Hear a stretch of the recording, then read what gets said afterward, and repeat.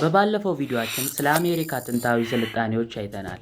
በዛሬው ቪዲዮአችን ደግሞ ስለ ኢንካ ሲቪላይዜሽን እንቀጥላለን። የኢንካ ሲቪላይዜሽን የጀመረው በ1438 ሲሆን የኢንካ ሲቪላይዜሽን መነሻውን ኮዝቮ ማለትም ኮዝቮ ፔሩ ማለት ነው። ከዚህም በተጨማሪ ኢንካ ሲቪላይዜሽን መስራቿ ማንኮ ኮፒክ ይባላል። የኢንካ ሲቪላይዜሽን በተለያዩ የእርከን አሰራር፣ ቤተ መቅደስ አሰራር ይታወቃሉ። ይህም ደግሞ ለማሳየት ያህል ማንቻፑቻ የሚባለውን የተለያዩ የቤተ መቅደሶችና ድብልቅን ማየት ይቻላል።